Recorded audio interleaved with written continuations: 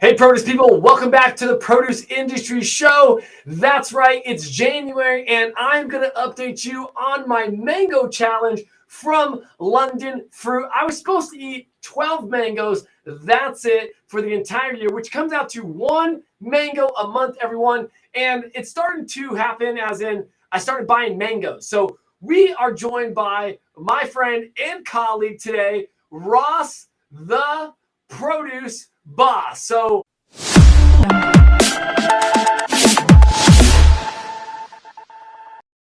Ross, welcome, man. What's up, Patrick? Good to be here. And let's talk mangoes. Living the produce dream, can you tell? You've got fruit at the top, fruit in the middle, and fruit on the bottom. It's a fruity type of a day, everyone. One thing I do want to do, it's a hat day too. Listen, I have a couple new hats. Before we get started, because we are all sponsored up today, let's give a shout out to our fancy sponsors of the Produce Industry Podcast: Ag Tools, Flavor Wave Fresh, Butt Naked Onions, Awahi Produce, and John Green Logistics. Fancy sponsors of the show, great sponsors of the show, and obviously helps provide all the fun content that we are doing. So huge shout out to them and a lot of our providers here at the Produce Industry Show, everyone. So, Russ, we had mangoes last year as a challenge from London Fruit. London Fruit became a sponsor, and they were like, listen, you don't eat enough mangoes. You right there, I'm looking at you. You do not eat enough mangoes. And I was like, well, what's that supposed to mean? Is that a challenge? And Amanda and Olivia at London Fruit were like, yeah, how many mangoes can you eat? So I ate 16 mangoes this year, Ross, and I don't know if that's good or bad, but I took it upon myself. And a couple times I ate 2, 3 in a sitting, counted it, didn't eat maybe 1 or 2 for a month, and then got back into obviously eating. I think I'm going to cut a couple open today and eat them. And this is product of Peru, not the traditional Mexican mango that we see. The Altuve variety, right? Kent variety. And look at this. Look at my hand. Look at this. I mean, softball. I mean, look at this. Would you look at it, Ross? Look, where did I go? Hey, just a guy here with a mango and a mango hat. You know. So, what do you think? As I had this challenge of mangoes with London Fruit, one of the things that I told them was I didn't know how to pick a mango.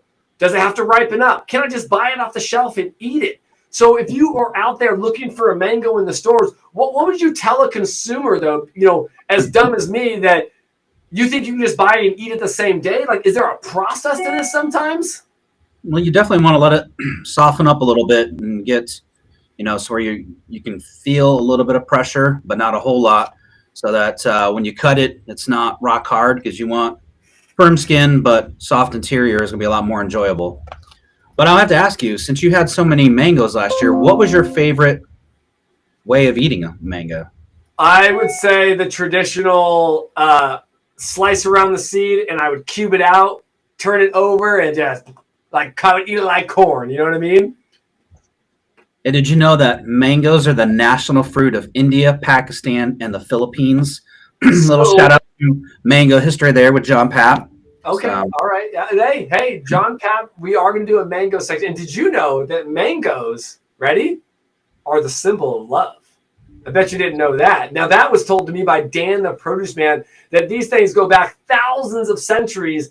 And like you said, over in the Middle East. And the varieties, there used to be a lot more varieties. I mean, the ones that I can name, Kent, Tommy, Altufo, and there's each of them are a little different. The honey mango, right? So there's several good varieties of mangoes. I mean, if you really got down to it, but commercialized, I think it's not several hundred. I was gonna commercialized, 100%. One last tidbit is the mango tree is the official tree of Bangladesh. Oh, I didn't know that. The official tree of Bangladesh. See, the things why we bring Ross, the produce boss, on the line. So what do you think, though? I mean, I know you don't have a knife on you, in which you'd have to go downstairs for you. I think I should cut one of these mangoes open. If I cut mine, it's not quite ready to enjoy, so it won't be as good of an eating experience as yours is. Mine have been sitting here for like 5 days. Yeah, we'll let the viewers. Yeah, mine have been in refrigeration for, they haven't been out of refrigeration long enough yet. So here's been my issue. So I will cut it the wrong way sometimes. So if you look at it, where's the seed, right? It's in there, but which side is also very important to cut, because then you can get a very small side and think, oh, what the heck? Did I cut it wrong? And the way you angle the blade to cut around the seed. So my question is it right this way or is it right this way? I don't know that there is a right or wrong way. It may just be preference and what you're going to be using it for. I want to chunk it right. And look, I went ahead with the Halloween knife. Just so we're all clear, everyone. It was Friday the 13th. A couple weeks ago. Jason, you're running around there. Look at this thing, man. I mean, hey, my wife said to me, "What are you doing?" when I left this morning, and I said, "I got to cut fruit at the office," and she goes, "Oh, okay, just checking. Wasn't sure where you were going with that." So let's go ahead. So you got it. You're gonna go in. Oh man, I feel like it's going straight down. See, this is where my problem is with. See, I didn't angle the blade enough to go around the. Oh, see, it was the wrong side. I'm cutting into the seed. Let's try the other side. Yep. See, I did the wrong side, Ross. If you do that one side, you will actually hit the seed worse off than angling it, and then cutting down. So and I hit the seed on that one, as you can tell. There's the seed right there. I hit right into it. So let's go ahead.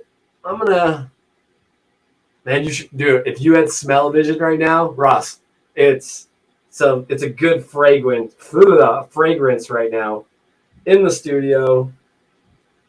I like adding a little bit of mango in like a juice or a smoothie too, just for that little tropical flavor. Look at this. Look at that. That's it right there. So, I mean, this is one thing that every month we're trying to do more of, right? I'm trying to get more in. Oh my gosh. Yeah, dude, it's just amazing.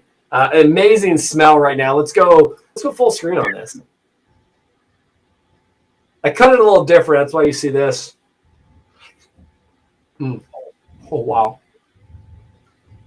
Dude, so much flavor in this one. And look how easy it is. Comes right off. So that's one of the things that I learned about mangoes this year. Look, I got my equifruit banana.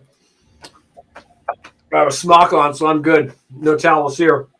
And that's one of the things I learned. I was so worried about how to do this. They're very versatile. I mean, you could do it in a salad, a dessert, obviously mango chutney or salsa. And it's fun too. This is one thing I taught Ty this year. We're getting close to Super Bowl. Why not do a little mango salsa as part of your experience for your guests that are coming over? Have them try something new. Introduce them to mangoes that way. And I love this. I mean, I just cut right into the seed again. See, it is all about the way you cut it. I'm still learning. I'm cutting open another one here, everyone, because I want to see. One was really soft. This one was even softer, Ross. And sometimes when you get them a little softer, you know what happens there. They're a little bit sweeter. I made some bigger chunks this time as well. Dude. It's a good thing you got that apron on, so you don't have to worry about dripping juice on your clothes. Well, listen, it's always best when you get it fresh, okay? But when you got a banana badass smock, that's it. See, in this one I cut into the seed on this one, which I didn't like. I didn't want to show you because I cut right into the seed. Versus there it is on this side. This side I cut right into. I'm not even going to show you. Doesn't matter. But I just ate one more mango. What I started to learn though, Ross, was this, man. Ready?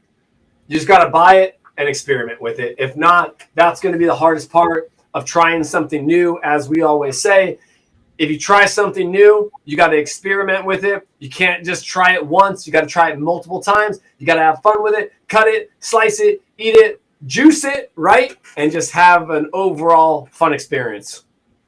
Yeah, 100%. My son got a new game yesterday, and within 15 minutes, he was like getting frustrated because he wasn't, I'm like, dude, it's a new game. It's going to take you half an hour or hours to figure out. He got a new NBA K game for his Switch, and he's getting off. I'm like, dude, you just got to play around with it. The same thing with produce. You may not always like it the first time, but you got to try it again a couple of times at different fashions and ways of being prepared, and you may find a love for it.